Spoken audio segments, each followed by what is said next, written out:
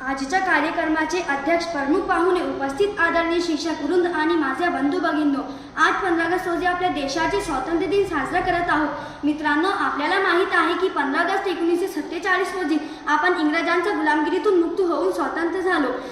मात्र आम्ही दरवर्षी स्वातंत्र्य दिन मोठ्या उत्साहाने आणि जल्लोषाने साजरा करतो। मित्रांनो, मला सांगा, आपण खऱ्या अर्थाने मुक्त आणि स्वतंत्र आहोत का? आज आम्ही जातीभेद, धर्मभेद, वर्णभेद, वाईट प्रथा, परंपरा, व्यसन इत्यादीच्या गुलामगिरीत आहोत। यापासून मुक्तता मिळवण्यासाठी मानसिकता, विचार, आचार यामध्ये बदल घडवण्याची गरज आहे। त्यासाठी आम्ही विद्यार्थ्यांनी पुढाकार घेण्याची आवश्यकता आहे। तर चला मग आपण आपल्या शाळेपासून, आपल्या घरापासून याची सुरुवात करून आपण आपलं घर, आपली शाळा, आपली वर्गखोली, आपल्या शाळेचा परिसर ठेवूयात, झाडे लावूयात।